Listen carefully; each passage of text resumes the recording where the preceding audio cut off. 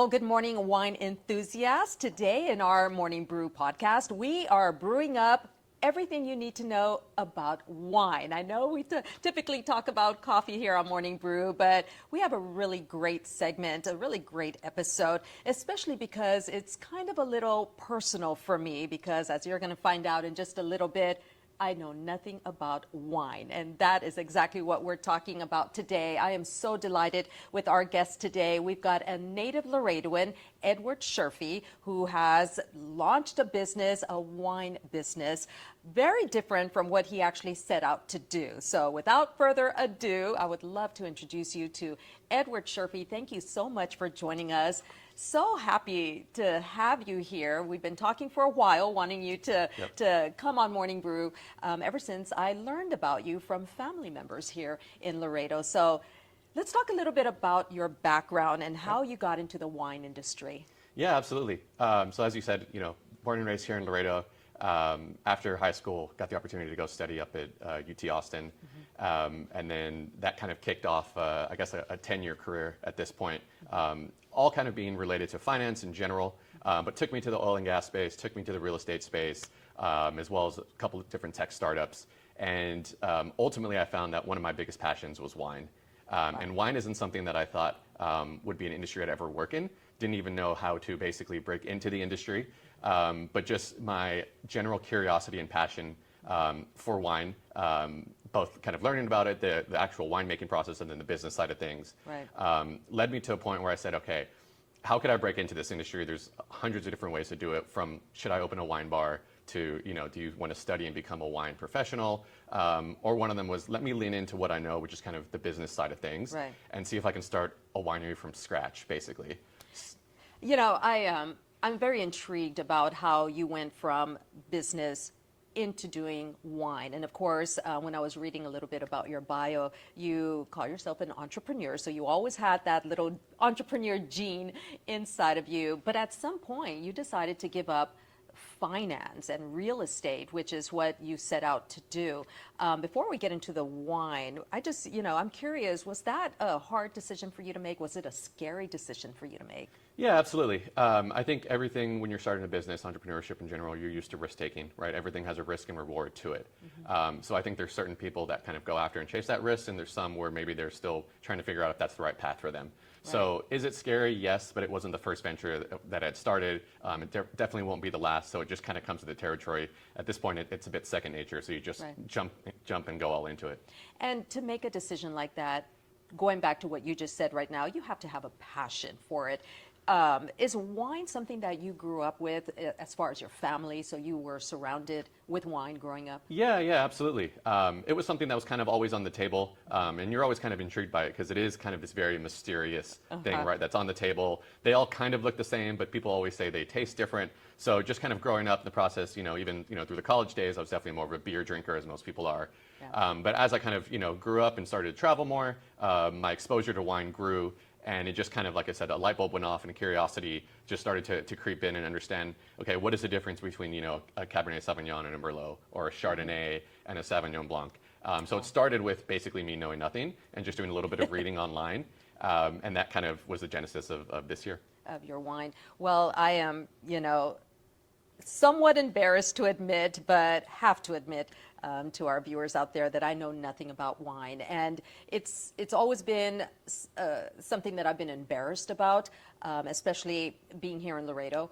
I did not grow up in a family that had alcohol in our home. We never did. There's dry counties out there. We were a dry house. We just didn't grow up with any kind of alcohol at the house. So, left to college. Had the beer thing in college, of course, and then came back to Laredo and, found myself being thrust into community gatherings. There's wine tastings, there's all kinds of things. And it's always just been a sore subject for me because I just don't know anything about wine. So I would just politely decline a glass and maybe just go down another conservative route like a margarita or something like that. But I've always been so intrigued by wine.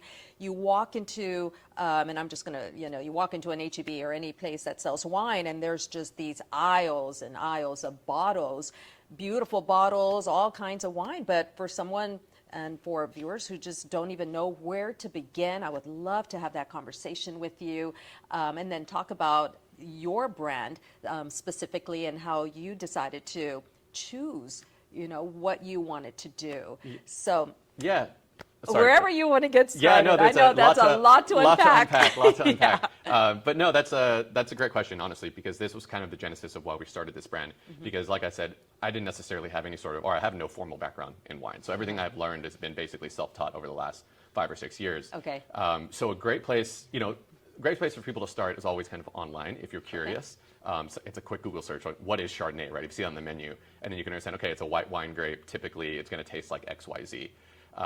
That'll, I think, only take you so far, because who wants to spend their whole day or year reading about wines? I was telling you before this, there's like 5,000 different grape types out there and 50,000 different types and styles of wines. No one can really master everything. So in my opinion, the best way to do it is just a hands-on approach. So everybody is a beginner at something the first time they do it, right? Whether it's like riding a bike or the first time you start a business, first time you've ever tasted wine, no one should expect you to know everything about wine. So the best way to do it is, if your friend is, the person to your left, person to your right is drinking wine, a family member, etc., say, hey, what are you drinking? I want to join. You can just say, I know nothing about wine, but that looks good. Yeah. And then it's as simple as that, and that's your first wine, and that can be kind of like your baseline of like, you can maybe try to remember, what was I drinking? And then, the next week you try a different one.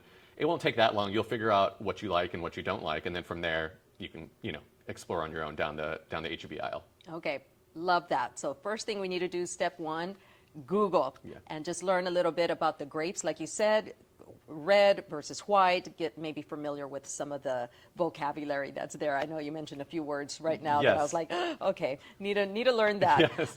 Edward, we're going to take a quick break, but when we come back, we're going to get more into the wine industry, and then I really want to talk about your brand of wine yourself. So stay with us. We'll be right back.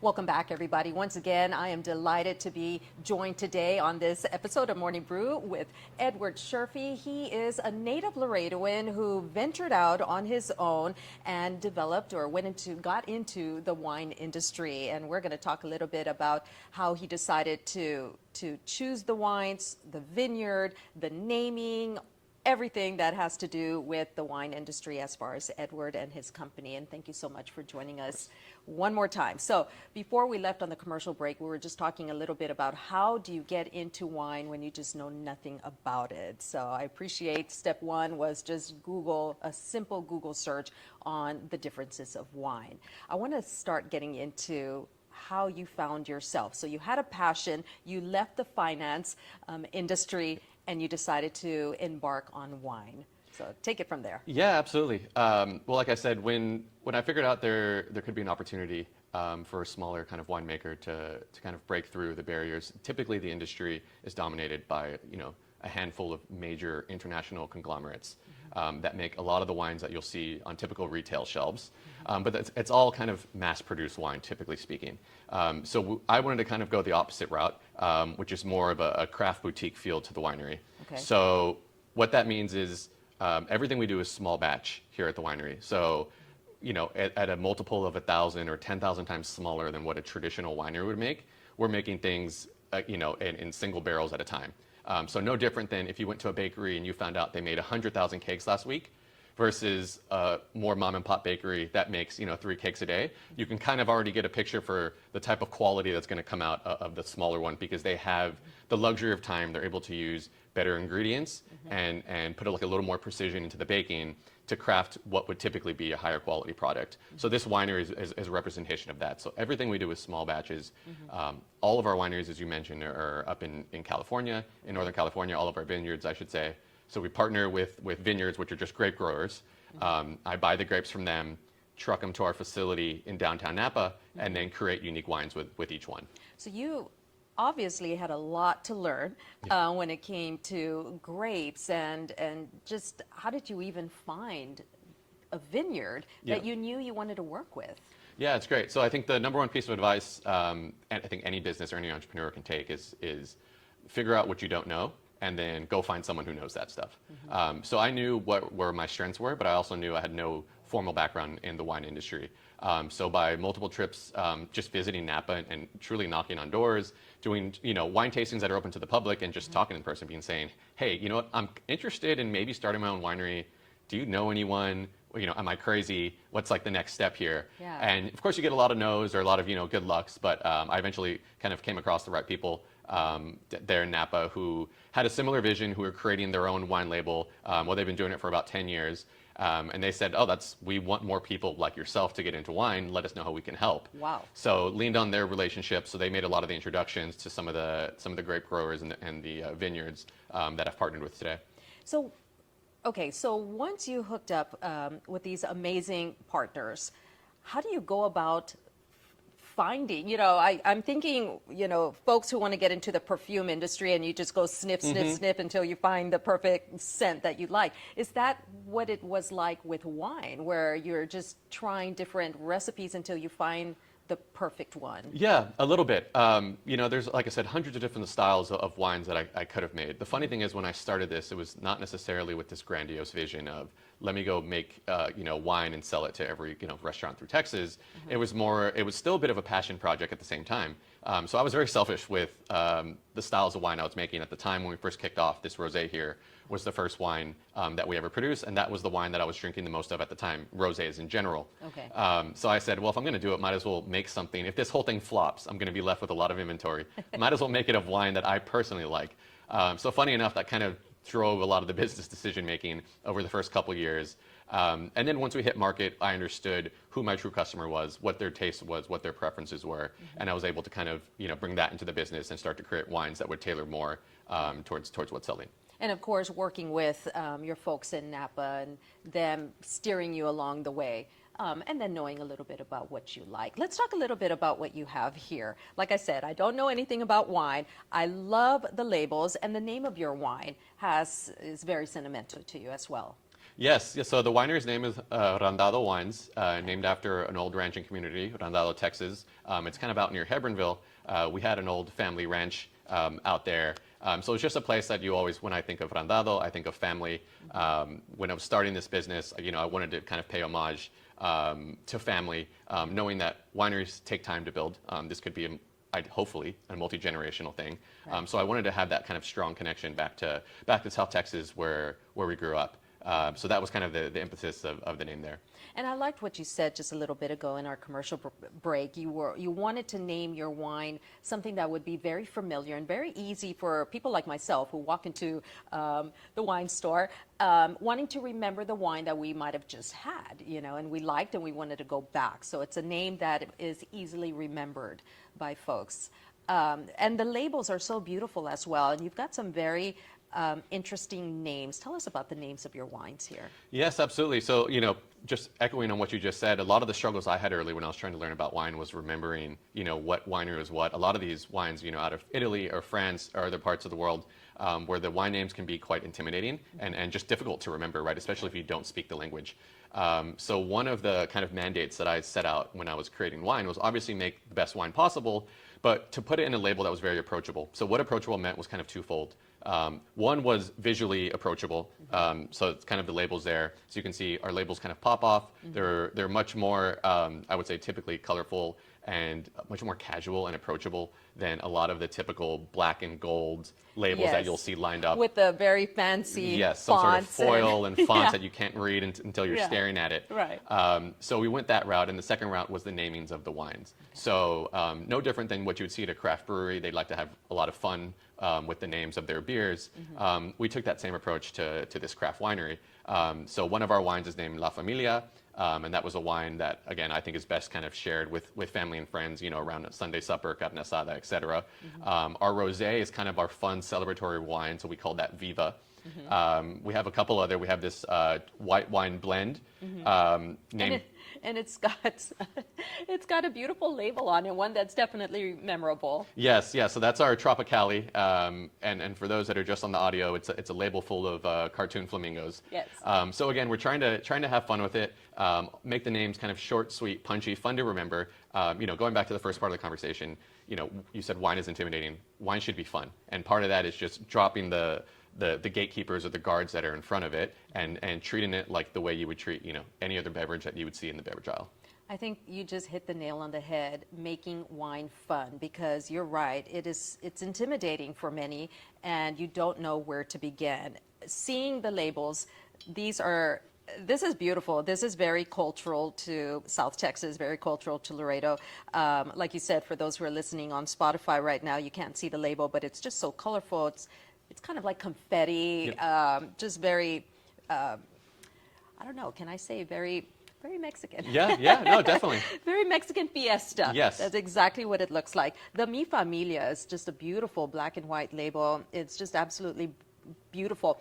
I want to talk a little bit about the flavors of these wine, because now you have piqued my interest on what they taste like, as far as how do you choose, familia, sitting around, you're saying sitting around a gathering with family. So what does a wine of that nature taste like? But before we get to that, Edward, we have to take one more break, but we will be back in just a couple of minutes from now. Make sure to stay with us.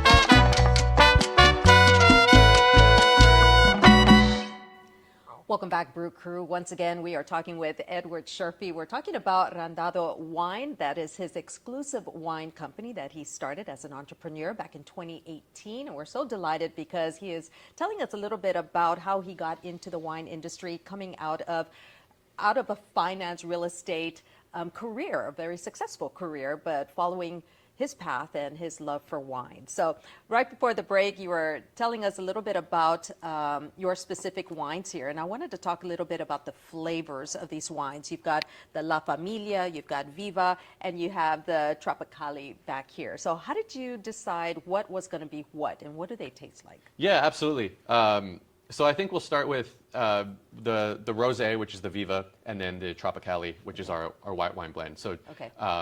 Typically, these styles of wine, and my wines included, are much more I call them like very crisp and refreshing, very bright, very light, both just on the flavor and then as well on the alcohol content in general compared to a red. So I think of these, I personally prefer those wines chilled, and it's great for South Texas on a hot day, whether you're indoor or out. It's a nice, refreshing, crisp drink. It's kind of the best way to describe it. And then the La Familia, so we have two different red wines. There's one here today, but that's just going to be kind of more robust. You wouldn't necessarily serve those chilled, but just kind of your last glass of the night or something with dinner, typically later on in the day. Is when most people would enjoy that. Although I always like to say, with the caveat of wine already has too many rules, or people think it does. So it's drink what you want when you want it. If you're not a fan of red, then don't let people push red on you. If you want rosé all night and you think, oh no, someone said red wine has to be served with steak or at dinner. Yes, absolutely I hear not that a all the time. Absolutely not a rule. It's your life. It's your glass. Fill it with what Okay. you want and whatever's going to make you happy. Now, red wines, well, and of course, correct me if I'm wrong. A dry wine, when you hear the word dry, that means it's not sweet. Correct. I know everyone, our audience are probably like, Mindy, oh my gosh, you've been living under a rock all No this worries. time. We get that question all the time. So dry wines are a little bit, they're tart, they're just, okay. Yep. Okay. They're quite like tart's one way, or more acidic. You can More think of it as acidic. more savory, right? I think Okay. it's probably a better word. I think acidic can kind of push people off. But yeah, so it's more of a savory. So every wine we make is completely dry. So there's no sugar added to any of these wines. There's no sugar left over from the original grape. Okay. So if sweet wine's your thing, that's great. We haven't yet made a sweet wine. So just know, if you're ever kind of out at a restaurant or you're trying our wines for the first time, you never have to worry about them being, sweet or overly sweet. Okay. Because we basically, no matter if it's white, rosé, red, it's all going to be 0 sugar added, 0 sugar left over. So what you would call a dry wine. Okay, but you did choose to have three. You've got the red, you've got the white, and you have the rosé. Yes. How did you decide, or how do you come up with the flavors for them? Yeah, so a lot of it is driven by the grape itself, right? So like I said before, selfishly, I would make wines with certain styles in my mind that I would like. And Mother Nature controls the first big chunk of this process, right? Because the grape has to grow from a vine. Mm-hmm. And every year is different. So some years have a lot of rain, some years are more kind of, drought related. Some have a lot of sun, some have a lot of hail. And all that changes the flavor of the fruit year in and year out. Wow. So the same vine in the same, grown by the same person, tended by the same person every year is going to produce different tasting grapes. Subtly different, but they will be different. Mm-hmm. So you can't go into winemaking thinking, I'm going to make this year's grape taste exactly like X, Y, Z. Okay. You have to understand, what did nature give you? What is it? What are the flavors that grape's already showing? You can close your eyes at home and try different grapes at a grocery store, mm-hmm. and you'll start to notice kind of different flavors that are associated with that grape. Wow. So we start off with what nature has given us, and then use that, and it's a lot of trial and error at that point to get to the spot where we think, yep, that's it, we nailed it, let's put that in a bottle and go. Well, you definitely, have been successful because your wines are doing very well, and the company's doing very well. So you were mentioning that the wines are available exclusively here in Texas. Is that correct? Yes, absolutely. And at the moment, specifically in South Texas, so okay. Between the Laredo, San Antonio, Austin corridor. Okay. And where can we find some of the bottles of wine? Yeah, absolutely. So 2 great ways to find it. One is you can always order online. So okay. It's randadowines.com. It's a pretty simple e-commerce site. Add to cart. It'll ship directly from our warehouse in Napa to your doorstep in a couple days. So that's a great option. Mm-hmm. If it was a bottle that you wanted to enjoy that day or out at a restaurant, we're now available in over a dozen restaurants across Laredo. A lot of them that you know and love. Can you mention them? Yeah, absolutely. I mean, we're in Lolita's Bistro. Okay. We're in Colmina, which just opened next to that Falcon Bank there, okay. As well as Border Foundry. We're, of course, in Capataz and Tabernia. I could keep going down the list. But yeah, pretty much every restaurant that's serving some of the best foods in town that have more of an extensive wine list, we're real excited and eager to get us in the door. And it's just a testament to Laredo in general, right? Because a lot of these folks are wanting to support local. So they understand kind of what a small business is like, and they get excited to see, wait a second, there's a winery that's owned by a Laredoan. Yes, we're absolutely going to put you on the menu, and let's try to work together. Yeah, absolutely. So let's talk a little bit about where you go from here. So you started in 2018. Mm-hmm. You weathered COVID, yep. Got through the COVID pandemic. COVID is now over. You're in many restaurants here, and like you mentioned, you're in South Texas. Primarily, where do you go from here? What's your vision? Where would you like to see Randado? Yeah, absolutely. I think it'd be, at least in my mind, much more fun to expand our business, what I always call horizontally as opposed to vertically. So instead of, picking an individual wine and just trying to make 10 times more the next year, 10 times more the next year, and just pushing that one wine everywhere, wine is more of an art and a craft and a love, as opposed to just a mass-produced commodity. So when I say I want to expand the business horizontally, that means adding more wines to it. So at the moment we have 5 different wines. There's 4 today, but we have 5 in total. As I mentioned before, there's hundreds of different styles, hundreds of grapes grown in California that we could get access to. So 10 years from now, I would love to have maybe 5 or 6 different red wines, maybe a couple different versions of a rosé, a dozen different white wines, because each one is kind of uniquely individual and has its own personality and taste profile. So looking to kind of, expand the business that way. We were talking just a little bit ago about wine tastings and allowing individuals to discover that, when you go to the Hill Country or go, to Austin or San Antonio, and they have wine tastings, and there's also charity events like that. Is that something that interests you too? Are you already doing that? Yes, absolutely. We take advantage of any sort of opportunity in that realm. Wine tasting, the biggest hurdle with people trying to understand, what our wine tastes like is actually getting them a glass in their hand and say, here, try it, right? Let the wine do the speaking instead of me on a podcast for 30 minutes. It's come try the wine. We convert every skeptic out there. So yeah, any wine tasting or charity where that's an option, we're definitely jumping in on it. Absolutely. I think I'm such a big proponent for small businesses. I just feel like we need to shop Laredo and support our own. I just think that, the courage that it takes for an individual like yourself and other entrepreneurs is just amazing. And, you know, kudos to you for leaving the comfort zone of finance and real estate and doing something that you just have no idea how it's going to work out. But if you have that passion inside of you, then, you know, it's hard to stay with the comfort zone when there's something else you want to do. How much more do you want to do? I know we were talking a little bit about expanding that way, but you were talking right now about hoping that it becomes a generational wine. Is that something that you would love to see? Yeah, absolutely. Look, wine is probably the slowest moving industry in the world, right? I mean, grapes they only grow once a year. Once you put it in a bottle, typically people will age it for another 2-3 years. There's wines out there that are 50 years old. It's not an industry. This is not a tech startup that you can go viral overnight and sell it to, you know, one of the big players out there. This is an industry and a labor of love. I think some of the best wineries in the world are you know, 50, 60, 70 years old. And it's never really the first generation that's there still moving the needle, right? It's always somebody who inherits it from their father, their grandfather, grandmother, et cetera. And I think this business could be truly no different. It takes a while to learn the industry. So I'm trying to pioneer that. And though I don't have kids at the moment, you know, if the opportunity comes one day, I would love to see them kind of take over the single bit. Edward, you could be the grandfather in a few decades from now that is teaching your grandkids Let's slow down on that one. about wines. No, I, you know, hats off to you for doing what you truly love. I think that is a beautiful thing. And you know what? I know we don't have wine in these glasses, but I would like to make a toast to you and your wine and wish you the very best. And thank you so much for going out and doing something like this and making Laredo proud and South Texas proud and Texas proud. Great. Well, thanks for having me. I look forward to sharing this with the rest of the city. Absolutely. That does it for this episode of Morning Brew, but make sure to tune in next week for another riveting episode of Morning Brew. Enjoy the brew.